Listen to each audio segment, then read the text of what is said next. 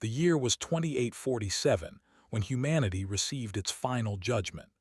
Inside the massive crystalline chamber of the Galactic Council, representatives from 700 alien civilizations watched as the verdict was announced. High Arbiter Hal, a towering being made of living metal and ancient wisdom, raised his staff and spoke the words that would change the universe forever. Humanity is hereby exiled from known space. You are forbidden from entering any system claimed by council members. Your technology will be confiscated. Your colonies will be dissolved. You have 30 rotations to leave or face complete annihilation. Ambassador Sarah stood alone before the assembly. Behind her, holographic images showed human colonies burning, human ships being destroyed, and human families being forced from their homes. The charges against humanity were simple. Humans were too aggressive, too unpredictable, too dangerous. They had existed among the stars for only 300 years, yet they had already fought 4 wars, expanded into territories others had claimed, and developed weapons that made the older races nervous. The insect-like creatures who controlled vast trade networks had led the campaign against humanity. They feared human ambition. The Empire, ancient reptilian warriors, saw humans as future rivals. The Synthesis Collective, a machine intelligence spanning 1,000 worlds, calculated that humans would eventually threaten galactic stability. Together, they had convinced the Council that humanity must be removed before it became too powerful to stop. Sarah looked at the assembled aliens with calm eyes. She did not beg. She did not threaten. She simply nodded and said, "We will go, but remember this moment. Remember that you chose fear over friendship. Remember that you pushed us into the darkness because you could not control us." The exodus began immediately. 12 billion humans across 47 colonies gathered what they could carry. Ships that had been stripped of weapons were loaded with families, seeds, genetic archives, and cultural records. The Council provided coordinates to a region of space far beyond their borders, a place called the Void Reach. It was a dead zone. No habitable planets, no resources, no hope. The Council expected humanity to slowly die there, forgotten and irrelevant. The journey to the Void Reach took 7 years. During that time, many humans died from disease, starvation, and despair. Children were born on ships that were never meant for such long voyages. Elders passed away dreaming of Earth, a planet humanity had left centuries ago and could never return to. But something else happened during those 7 years.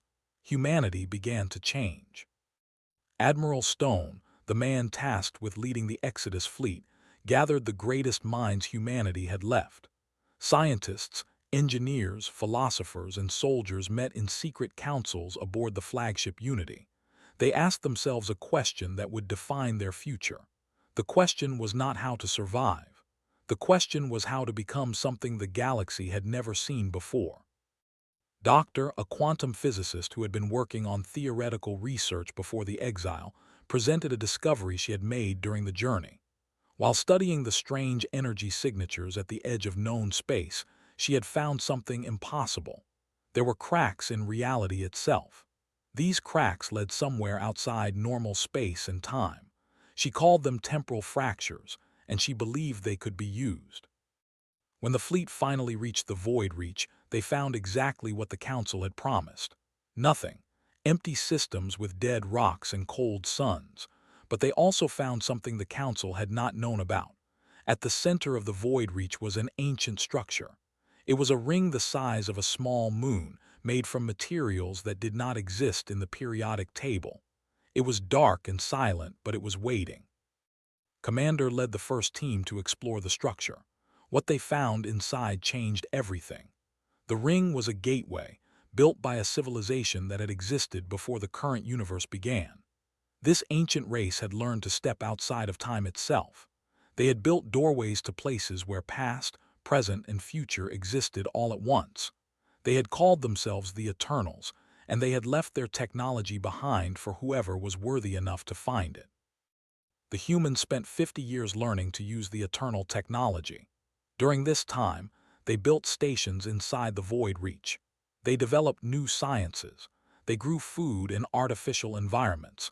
They raised a generation of children who knew nothing but exile and determination.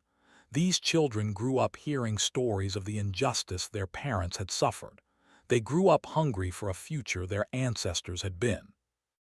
Doctor, now an old woman, finally cracked the secrets of the gateway. She learned how to open it safely. She learned where it led.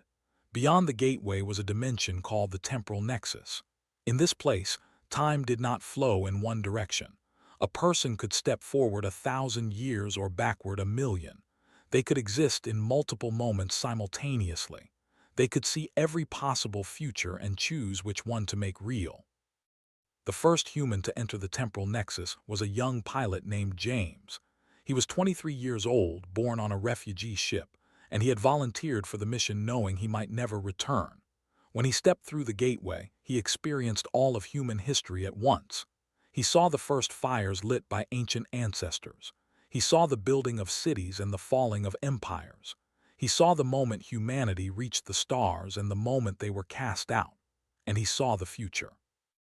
James returned 3 seconds after he left, but for him, 1,000 years had passed. He had aged only slightly, protected by the strange physics of the Nexus.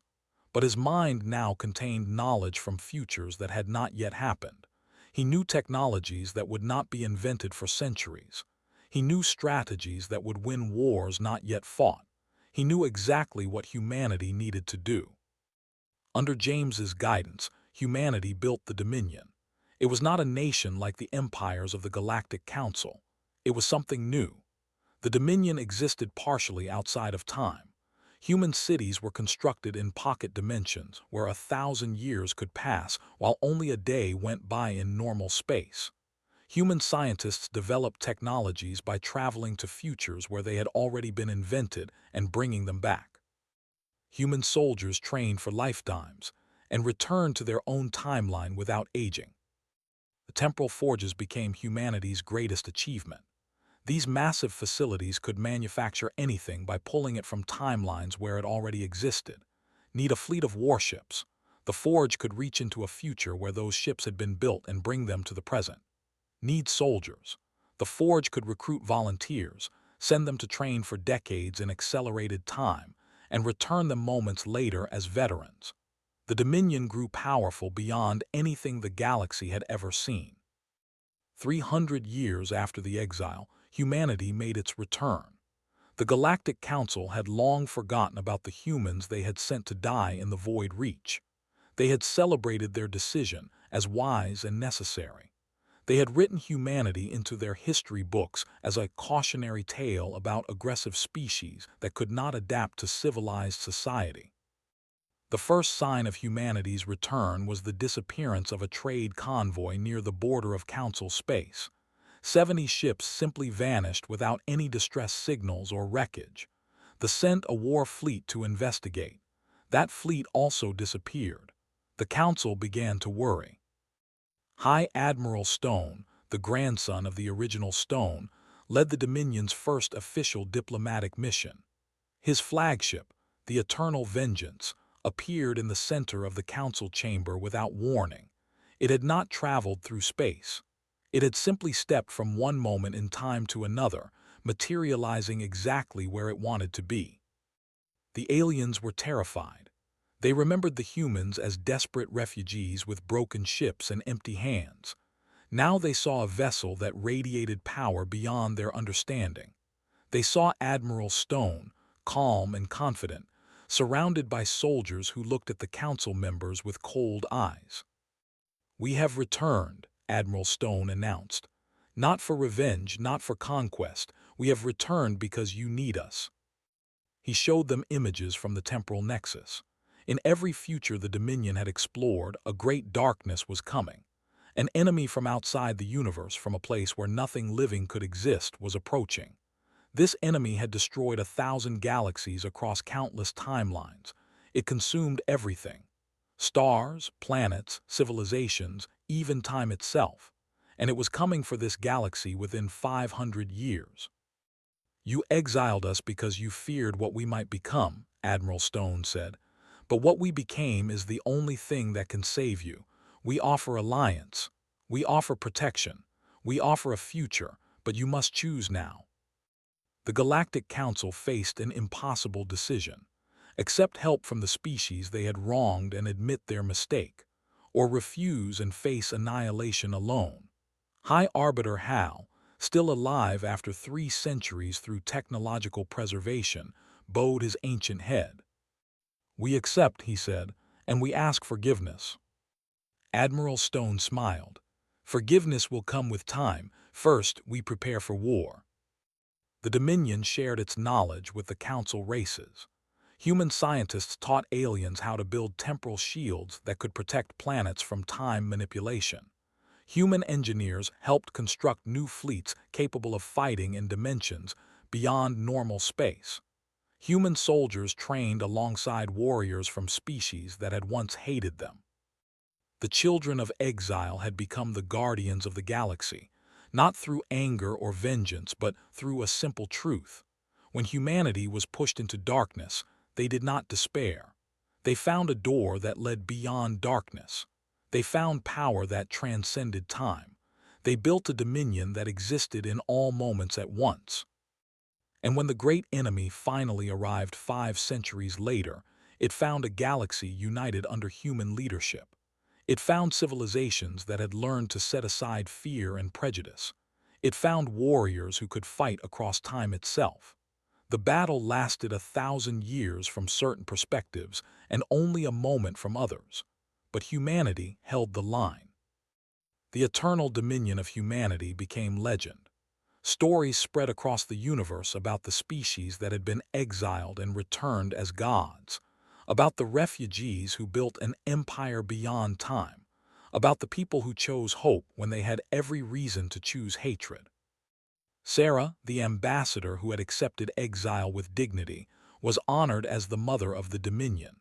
Her statue stood in the temporal nexus, visible from every point in time. Beneath it were carved the words she had spoken to the Council 300 years before their return. "Remember this moment. Remember that you pushed us into the darkness." She had known even then that darkness was where humanity did its best work. In darkness, humans found fire. In darkness, humans found stars. In darkness, humans found doors that led beyond time itself. The Galactic Council had meant exile as a death sentence. Instead, they had given humanity the greatest gift in cosmic history. They had given humans a reason to become eternal.